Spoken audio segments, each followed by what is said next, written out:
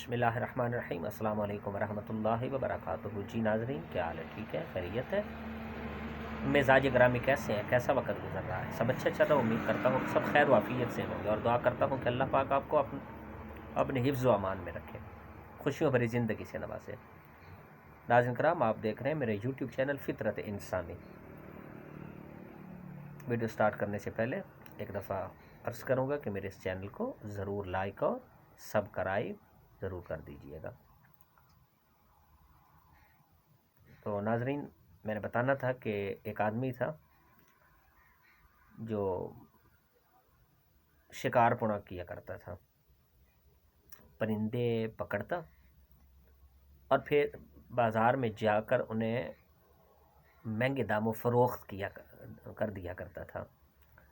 بیچا کرتا تھا۔ اس کا یہی کام تھا کہ صبح نکلنا، سر شام گھر لوٹنا،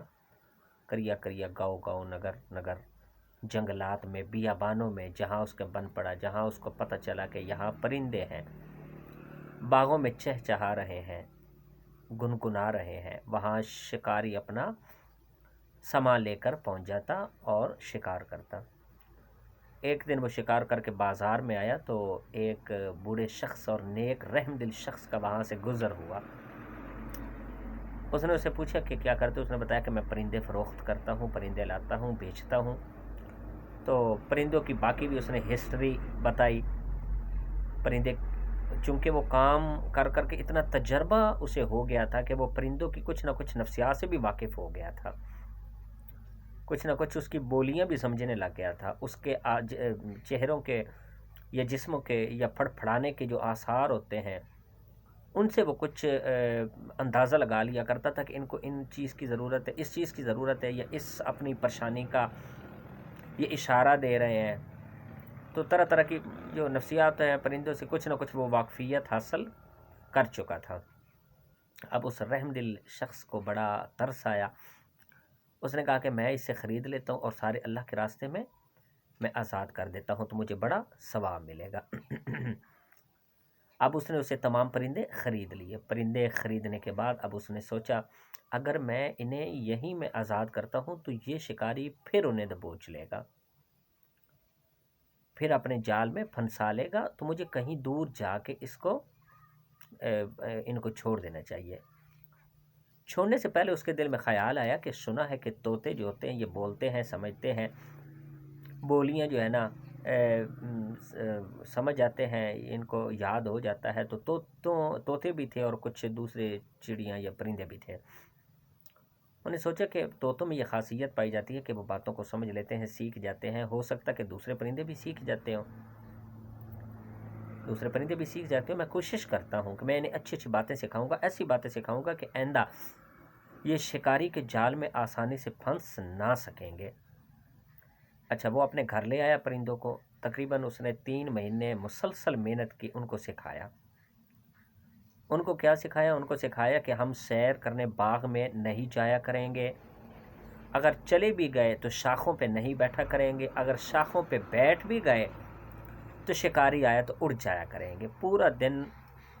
اس کا یہی کام تھا، اس رحم دل نیک انسان کا، پورا دن پرندوں کے فائدے کے لیے، ان کو سیکورٹی اپنا آپ فراہم کرنے کے لیے کہ وہ اپنے آپ کو سیکیور کس طرح رکھ سکیں،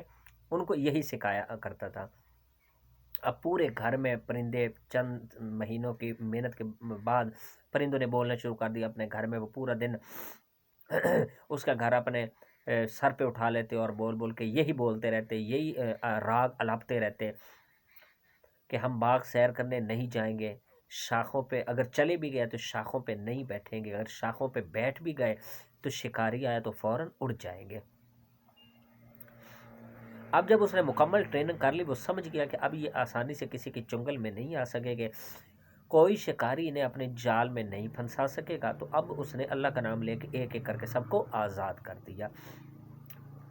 اب پرندے اڑے، پھڑ پھڑائے، اڑ کے سامنے باغ تھا، باغ کے درختوں پہ جا کے الگ الگ ٹانیوں شاخوں پہ بیٹھ گئے اور یہی راگ الاپنا شروع کر دیا کہ ہم باغوں میں سیر کرنے نہیں جائیں گے، اگر چلے گئے تو شجر کی شاخوں پہ، ٹہنیوں پہ بسیرا نہیں جمائیں گے، اگر بسیرا کر بھی لیا تو شکاری آیا تو فوراً اڑ جائیں گے۔ وہ یہی راگ الاپ رہے ہیں تو شکاری آ گیا۔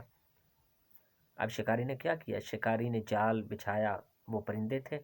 وہ سارے اس کے، وہ ان کو دیکھ کے بڑا خوش ہو گیا کہ یہ بولنے والے پرندے ہیں، بڑی محنت ان کے اوپر ہوئی ہے، ان کو بولیاں سکھائی گئی ہیں، سٹرگل ہوئی ہے۔ وہ بڑا خوش ہوا، تو اس نے کہا کہ ان کو پکڑ کے مہنگے داموں اور منہ مانگے داموں میں انہیں فروخت کروں گا، تو میں تو مالا مال ہو جاؤں گا، امیر ہو جاؤں گا۔ جب پرندوں کو یہ کہتے ہوئے سنا انہوں نے، اس شکاری نے، آخر اس نے جال بچھایا تو سارے پرندے پھنس گئے۔ کیوں پھنس گئے؟ اس لیے کہ ان کو تو رٹوا دیا گیا تھا، ان کو تو جو وہ بولتا تھا انہوں نے اس کو ریکارڈ کیا اور زبان سے بولنا شروع کر دیا، رٹوا دیا گیا تھا۔ اب وہ جو کچھ وہ رحم دل بابا جی بولتے تو وہ ان کو ریکارڈ کرتا، اور وہی وہ، ورنہ ان کو کیا پتہ تھا کہ باغ کیا ہوتا ہے،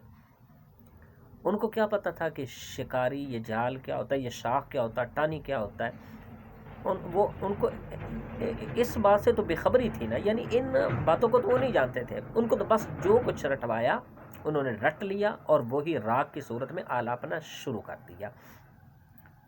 تو جنگل میں، باغ میں جب شکاری آیا تو اس کے جال میں آسانی سے پھنس گئے۔ کیوں؟ ان کو صرف رٹوایا گیا تھا۔ آج ہم اپنے معاشرے میں دیکھیں تو ہم اللہ کی کتاب قرآن مجید، فرقان حمید کو بھی اسی طرح بعض ہم رٹ لیتے ہیں، تو ہم سمجھتے ہیں کہ بس اس کا یہی کام ہے کہ ہم نے ختم درودوں کے لیے اس کو استعمال کرنا ہے، پھوڑا پھن سے نکل آ جائے تو اس پہ دم کرنے کے لیے ہم نے استعمال ان قرآن کی آیات کو کرنا ہے،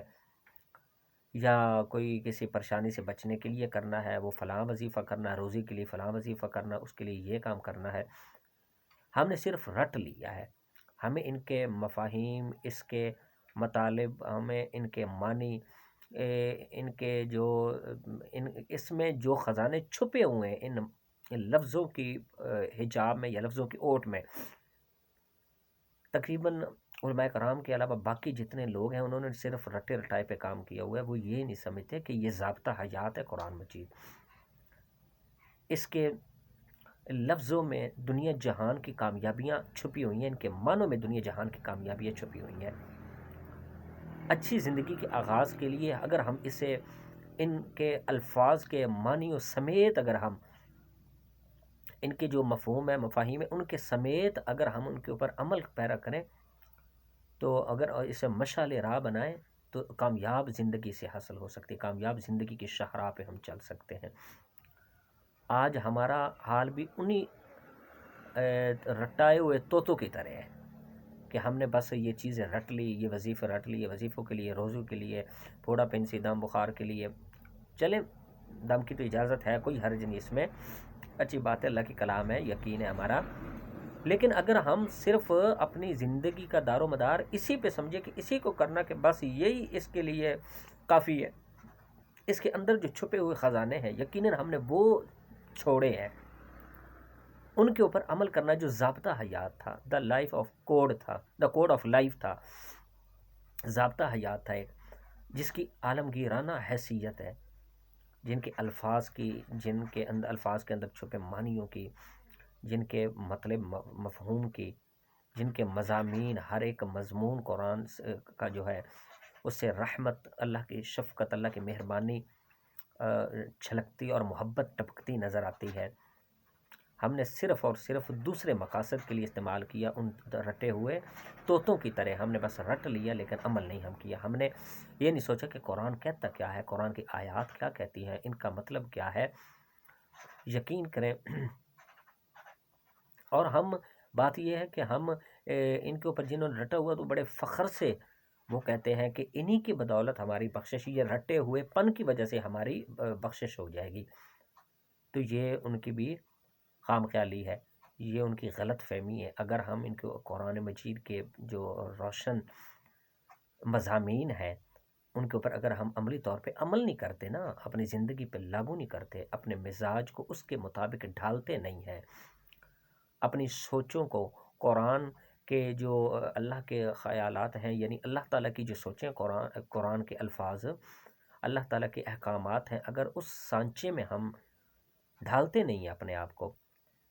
تو یہ رٹے ہوئے طوطوں کی طرح یہ اس کا پڑھنا، میں کہتا ہوں کہ بالکل فضول ہے۔ ہمیں جس طرح حت الوسع کوشش کرنی چاہیے کہ علماء کرام کا دامن ہاتھ میں رکھنا چاہیے، جو دینی مدارس ہیں، جو اچھے علماء ہیں، جو امن پسند علماء ہیں، ان کے سامنے زانوِ ادب ہمیں طے کرنا چاہیے، پڑھنا چاہیے قرآن مجید کے ترجمہ تفسیر کی یہ کہتا کیا ہے۔ یقین کریں کہ اگر قرآن ایک ایسی چیز ہے کہ اگر ہم اس کے مطلب، مفاہیم، معنی کو سمجھ جائیں اور اس کے مطابق زندگی بسر کریں تو خوشیاں ہماری محتاج ہیں، خوشحالیاں ہمارے انتظار میں ہیں، ترقیاں ہمارے راستوں پہ آنکھیں بچھائے بیٹھی ہیں،